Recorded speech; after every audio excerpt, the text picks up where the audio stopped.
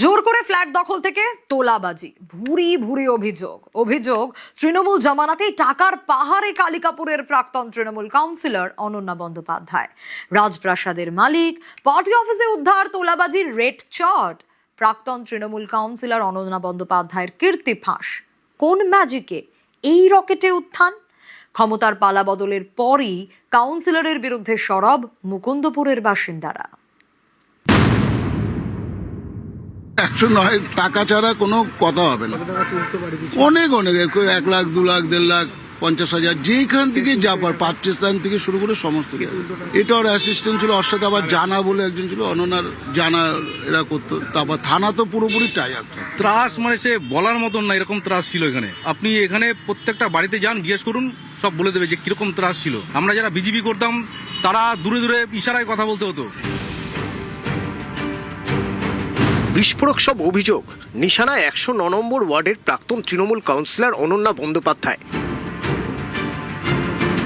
এলাকায় কতটা দাপট ছিল অনন্যার, তাই অভিযোগ থেকে পরিষ্কার।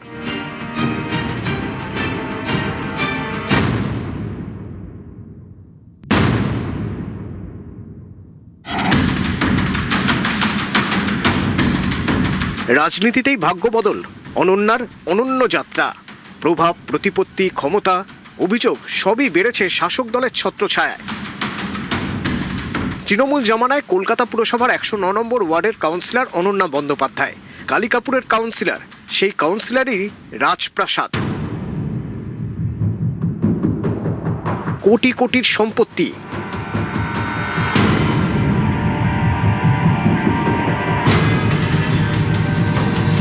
অভিযোগ, প্রাক্তন তৃণমূল কাউন্সিলর অনন্যা বন্দ্যোপাধ্যায়ের এই জেট জার্নিতেও কোনো আলাদিনের আশ্চর্য প্রদীপ নেই, আছে শুধুই ক্ষমতার অপব্যবহার।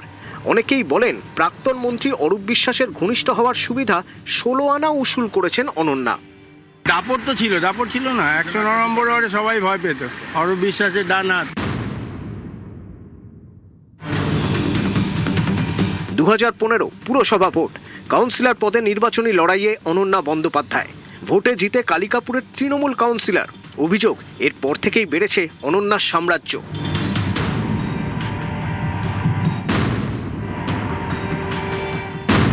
2015 সালে অনন্যা বন্দ্যোপাধ্যায়ের মোট সম্পত্তির পরিমাণ ছিল প্রায় 51.5 লক্ষ টাকা। নির্বাচনী হলফনামায় বার্ষিক আয় ছিল 2,05,667 টাকা। 2021 সালে ফের কাউন্সিলর পদে লড়াই। হলফনামা অনুযায়ী মোট সম্পত্তির পরিমাণ বেড়ে দাঁড়ায় 3,70 লক্ষ টাকা। বার্ষিক আয়ও লাফিয়ে বেড়ে দাঁড়ায় 9 লক্ষ টাকা। মাত্র 6 বছরেই লক্ষ থেকে কোটি সম্পত্তির মালিক অনন্যা। তার বিরুদ্ধেই অভিযোগের পাহাড়। তোলাবাজি, হুমকি আর ক্ষমতার দাপট। অভিযোগ, তৃণমূল রাজত্বে এই 3 অস্ত্রেই এলাকায় একচ্ছত্র রাজত্ব কায়েম করেছেন অনন্যা বন্দ্যোপাধ্যায়। 109 নম্বর ওয়ার্ডের কাউন্সিলর অনন্যা ব্যানার্জির বিরুদ্ধে ভুরি ভুরি অভিযোগ স্থানীয় বাসিন্দাদের। বাড়ি করতে গেলে দিতে হতো লক্ষ লক্ষ টাকা, টাকা না দিলে বাড়ি করা যেত না। শুধু তাই নয়, দিনের পর দিন আটকে রাখা হতো ফ্ল্যাট। 10 বছরেও সেই মহিলা তার ফ্ল্যাট ফিরে পাননি। 2017 সালে ঘটনা ঘটেছিল, এখানে সবাই যেরকম বাড়ি করে আমার বাবা বাড়ি করে। আমি সেই সময় বিজেপিতে ঢুকেছি, অপরাধটা বিজেপি করি। আচ্ছা, সেই বিজেপি অপরাধটা করাতে আমাকে ওখান থেকে থানার থেকে একটা করলো যে আপনার একটা টাকা দিতে হবে, সেটা 1 লাখ টাকার মতো। তখন আমি বললাম আমি 1 টাকাও দেবো না। আমি কেন, আমার কি অপরাধটা, কেন আমি টাকা দেবো? এটা হলো কথা। তারপরে তো বাড়ি ওই অবস্থায় যতটুকু যা সেই সময় হয়েছিল ওই অবস্থায় পড়ে আছে। অনন্যা ব্যানার্জির নেতৃত্বেই ওনার একদম খাস লোক আমার দাদা অরুণ দাসটার মিঠু উরুপে আমার তালাটা ভেঙে ওরা আবার তালা দিয়ে আমার ঘরটাকে আটকে রেখেছে। আমি অনেকবার গেছি, আমাকে ওই ফ্ল্যাটে ঢুকতেই দেওয়া হয়। তারপর আজও পর্যন্ত এখনো আমি ফ্ল্যাট পাইনি। দীর্ঘদিন মানে 10 বছর হয়ে গেছে। এলাকা জুড়ে তোলাবাজি, সিন্ডিকেট রাজ থেকে শুরু করে সাধারণ মানুষকে হুমকি, ক্ষোভের পাহাড়, অভিযোগের পাহাড়। এখানেই শেষ নয়, বিজেপি করায় মিথ্যে মামলায় জেল খাটানোরও অভিযোগ উঠেছে। বিজেপি করার অপরাধে 2019-এ আমাকে এবং আমার সাথে আরো 2-3 জন ছিল, যাদেরকে লালবাজারে 10 দিন জেল কাটিয়েছিল অনন্যা ব্যানার্জি। আমরা যারা বিজেপি করতাম তারা দূরে দূরে ইশারায় কথা বলতে হতো। এই পরিস্থিতি তৈরি করেছিল উনি। রাজনৈতিক ক্ষমতার ছায়া কতটা ভয়ঙ্কর হয়ে ওঠা যায় অনন্যা বন্দ্যোপাধ্যায়ের বিরুদ্ধে ওঠা একের পর এক অভিযোগ যেন তার জলজ্যান্ত প্রমাণ। সোমবারই প্রাক্তন তৃণমূল কাউন্সিলরের পার্টি অফিস থেকে উদ্ধার হয়েছে ত্রাণ সামগ্রী, জমির দলিল। প্রমোটারদের রেড চার্ট থেকে কাকে কাকে চাকরি দেওয়া হবে তার তালিকা।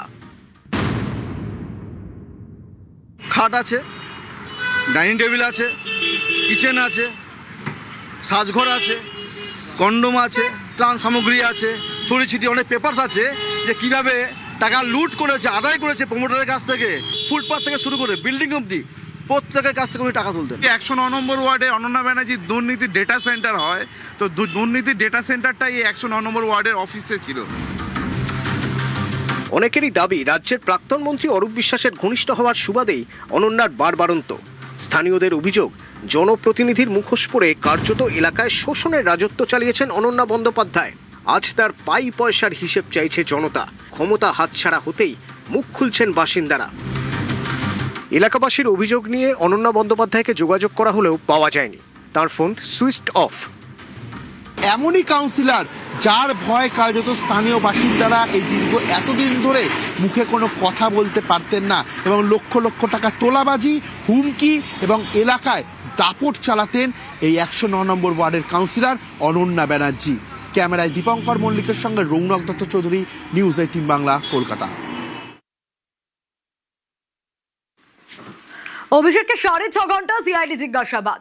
অভিষেকের ডিজে মন্তব্যে আজ জিজ্ঞাসাবাদ করা হয় সিআইডি আধিকারিকদের তরফ থেকে। সকাল 11:57 নাগাদ ভবানী ভবনে অভিষেক বন্দ্যোপাধ্যায় পৌঁছে যান এবং তারপর সেখানে তার বয়ান রেকর্ড করা হয়। টানা 3 দিন দেখা যায় অভিষেককে সিআইডি ইডি জিজ্ঞাসাবাদ করে। রবিবার দিন কি দেখা গিয়েছিল? সইজাল তদন্তে সিআইডি আধিকারিকদের কাছে হাজিরা দিয়েছিলেন অভিষেক বন্দ্যোপাধ্যায়। দীর্ঘক্ষণ জিজ্ঞাসাবাদ করা হয়েছিল। সোমবার নিয়োগ দুর্নীতি তদন্তে এনফোর্সমেন্ট ডিরেক্টরেটের আধিকারিকরা জিজ্ঞাসাবাদ করেছেন প্রায় 11 ঘন্টা। মঙ্গলবার আজ ডিজে মন্তব্যে সিআইডি জিজ্ঞাসাবাদ। আর কোন মন্তব্যগুলোকে ঘিরে এই অভিযোগ উঠে আসে, অভিযোগ দায়ের হয় এবং যার ভিত্তিতেই এই তদন্ত, একবার শোনাই। 4 তারিখ 12টার পরে কোন জল্লাদের কত ক্ষমতা আর কার দিল্লির বাবা কাকে বাঁচাতে আসে আমি 4 তারিখ দেখব। আর এই ডিজে মন্তব্যে কি অভিযোগ হয়েছিল সেটাও শুনুন। একজন এমপি, যে কোনো এমএলএ তারা কখনোই এইরকম উত্তেজনামূলক ভাষণ ভোটের সময়, বিশেষ করে ভোটের সময় দেওয়া যায় না, যেখানে ওনারা বলছেন যে আমরা দেখে নেবো 4 তারিখের পরে ডিজে বাজাবো, বা যে এই ধরনের যে কোনো বক্তব্য বলা যায় না।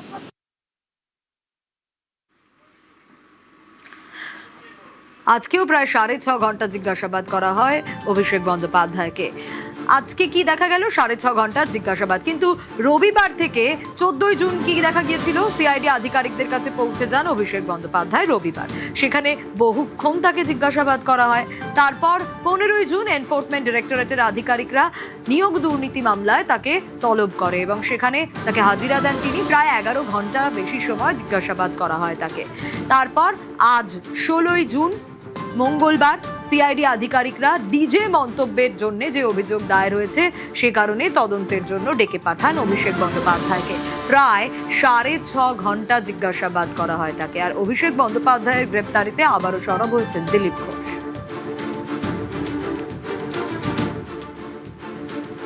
সব তো শুরু হয়েছে না, রাস্তা হাঁটতে আরম্ভ করেন, কি আগে পৌঁছাবে কেউ পরে পৌঁছাবে, রাস্তা তো খোলাই আছে। এতদিন লোকে ভয়ে কমপ্লেন করতো না, এখন কমপ্লেন আসছে, আর অনেক কমপ্লেন আসবে। আর যেরকম যোগ্য তথ্য আসবে সে অনুযায়ী পুলিশ কাজ করবে।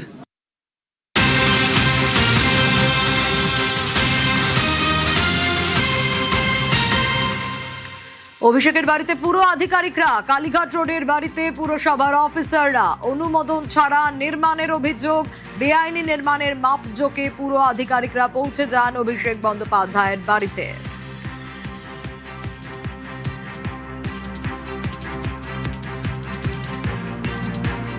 আপনার বাড়ির অবৈধ অংশ ভাঙার নির্দেশ দিয়েছে কলকাতা পুরসভা 7 দিনের মধ্যে। যারা এসব প্রশ্ন করছে কলকাতা পুরসভাকে জিজ্ঞেস করুন অবৈধ অংশটা কোথায়, জিজ্ঞেস করে আগে জিজ্ঞেস করে আসুন, তারপর আমার থেকে উত্তর নেবেন। আপনি স্পেসিফিক্যালি জিজ্ঞেস করুন কোন অবৈধ অংশ, যে অবৈধ অংশ মার্ক করে দেবে উত্তর আমার থেকে নিয়ে যাবেন। যাক, অভিষেক বন্দ্যোপাধ্যায় বাড়ি নিয়ে সময় চেয়েছিলেন, সেই সময় দেওয়া হবে না বলে পুরসভা তরফে জানিয়ে দেওয়া হয়েছে। কাগজটা উনি জমা করেছেন, ওনাকে বোধহয় 10 থেকে 15 দিনের সময় দেওয়া হয়েছিল। কাগজ ওনার ওখান থেকে উকিল জমা করে দিয়ে গেছে, ওই বিষয়টা আমরা দেখছি, এক্সামিন মানে চলছে।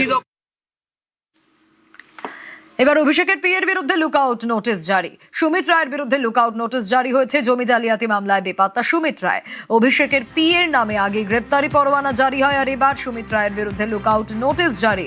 সুমিতের খোঁজে অভিষেকের বাড়িতে তল্লাশি চালায় পুলিশ। অভিষেকের অফিসে একজন সুমিত রায় আছেন, আমাকে একদিন ফোন করে বলেছিলেন যে বস কথা বলবে, ওই সেই সুমিত রায়। আমি বলেছিলাম কোন বস? হুগো বস। তা এই সুমিত রায় অল পাওয়ারফুল, মানে এর কাছেই দেখা করতে যেতে হতো। আমাদের এরকম অনেক এমএলএ আছেন 5 ঘন্টা 6 ঘন্টা বসে থাকার পর সুমিত এসে বলে দিতেন যে বসের আজকে সময় হবে না। আমার ধারণা সরকার পূর্ণাঙ্গ তদন্ত করুক। এখন সুমিত রায় তো আবার শুনছি পালিয়ে বেড়াচ্ছেন, তো ধরা নিশ্চয়ই পড়বেন। সে নেপাল থেকে পড়বেন, না শ্রীলঙ্কা থেকে পড়বেন, না অন্য কোনো দেশ থেকে পড়বেন, নাকি রওনা দিয়েছেন ভানুয়াতুতুর দিকে, তা বলতে পারবো না। কিন্তু এটা মানে আশা করব যে সুমিত রায়ের কোমরেও যত তাড়াতাড়ি দড়ি পড়বে। পশ্চিমবঙ্গের বহু মানুষ, অন্তত আমাদের এই ব্লকে অনেকে আছেন, সুমিত রায়ের কোমরে দড়ি পড়লে তারা সবাই খুব আনন্দ পাবেন। সর্বদলীয় বৈঠকে ঋতব্রতদের ডাক। বিধানসভায় সর্বদল বৈঠকে বেসুরো বিধায়কদের ডাক। মমতার তৃণমূলের বিধায়করা বৈঠকে ডাকই পেলেন না। বেসুরোরাই কি তাহলে আসল তৃণমূল? বেসুরোদের আসল তৃণমূলের তকমা দিতেই কি বৈঠকে ডাক? বৃহস্পতিবার বাজেট অধিবেশন শুরুর আগে সর্বদল বৈঠক।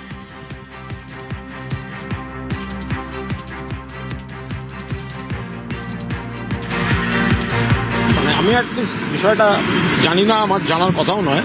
শোভনদেব চট্টোপাধ্যায়ের জানার কথা, আমি যতদূর জানি আবার তিনি জানেন না। কারণ এখানে স্পিকার সাহেব সম্পূর্ণ রীতি বহির্ভূতভাবে, অনৈতিকভাবে তিনি তাঁর এক শ্যাডো এমএলএকে তিনি অপোজিশন লিডারের পদে বসিয়েছেন।